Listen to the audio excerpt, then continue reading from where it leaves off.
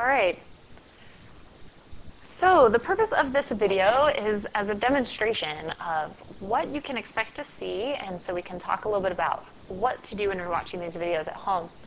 So what I'm going to do today is define a couple important words for you and show you just a couple quick examples. So when we talk about data, just to make sure we're all really clear, data is often defined as information. And in statistics, that's what we study. We study data or information. And there are two kinds of data. So it will become very important for us to be able to tell the difference between these two kinds. The first kind is called quantitative, and I like the word because it reminds me of the word quantity, which makes me think of how many.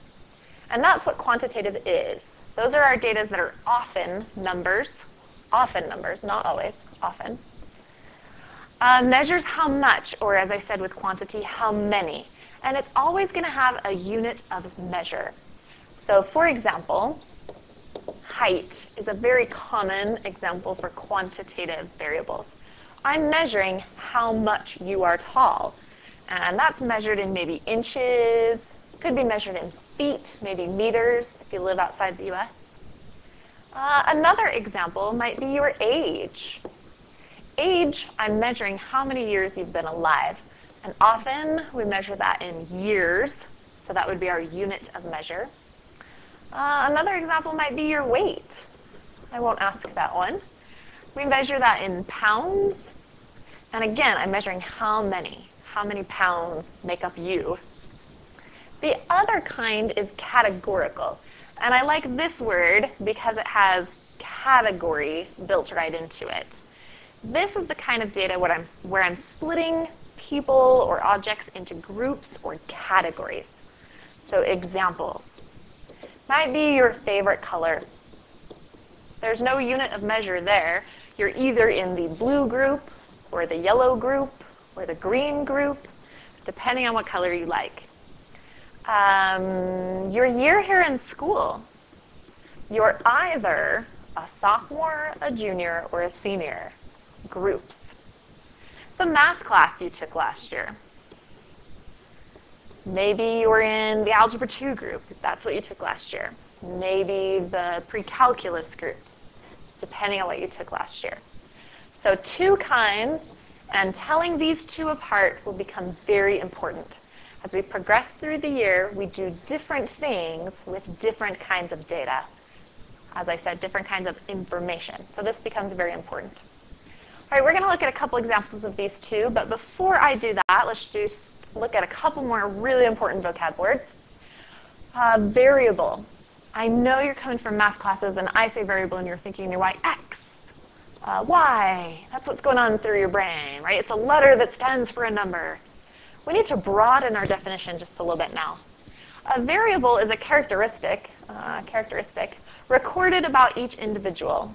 It's an attribute or characteristic that varies from case to case or differs from person to person. So if I want to know your height, we call that a variable because it differs. It's different from person to person to person. If I want to know your age, yeah, I know there's a lot of you that are the same age, but it's still different from person to person. Some of you are 16, some are 17, some are 18. So that's what I mean when I talk about variables. In this class, there will be times where we'll talk about univariate, situations that have one variable, and other times we'll talk about bivariate, or two variables. And as we're studying, we're going to be studying statistics, the name of the class. When I say statistic, the most common definition is this numerical summary of the data. Summary, I'm taking something long and making it short. We'll talk a lot more about this when we hit chapters 3 and 4. But some examples might be the mean, the median, the range. Those are each one of those is one number that represents or summarizes many numbers. So in this class, here's what you have to look forward to. We're going to explore verbal, that would be written, visual, like graphs, and numerical, statistics, summaries of data. All right, so just to remind you, as we're studying these things, there were two kinds of data, quantitative or categorical. So we're going to move to a couple examples so we can practice telling the difference between those. In example number 1, a Consumer Reports article on energy bars gave the brand name, flavor, price, number of calories, and grams of protein and fat. So the first thing I'm going to do is identify all the variables. Now I'm just going to underline them because I have a screen here. But I'm looking for characteristics that are different from energy bar to energy bar. I'm not talking about people, I'm talking about energy bars. So the brand name is going to be different for one energy bar than for another. That's a variable. Flavor is a variable. Price is a variable. It's different from one energy bar to another. The amount or number of calories and the grams of protein, also the grams of fat. Those are my variables. So now I'm going to practice telling the difference between the quantitative, I'll abbreviate that as Q, or the categorical, I'll abbreviate that as C. So brand name, I don't really know a lot about energy bars, so I'll just throw out some brand names. Maybe Kellogg's makes a energy bar. So as I think about brand names, that's going to be categorical. I could split them into groups based on which brand makes that energy bar. The flavor is also going to be categorical because I could put them into groups. The energy bars might be strawberry, or raisin flavored, or cinnamon flavored. Price. This one is quantitative. I'm measuring how much or how many, like how much this costs. Also, something that can help you think about quantitative, it will have a unit of measurement. And we measure price in dollars. Next, we have the number of calories. That was a nice little sneaky hint for us. Number of calories. Good clue that this is going to be another quantitative variable. Calories are not measured in grams or feet or inches. They're actually just measured in number of calories. So that's my unit. And then we also had protein. I'm measuring the grams of protein. Since they told me grams, that's a unit of measure. So that's kind of a hint there that the amount of protein is a quantitative variable. Same for fat.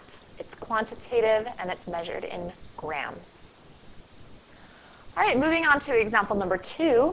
A report on the Boston Marathon listed each runner's gender, country, age, and time. So in this case, I have different runners,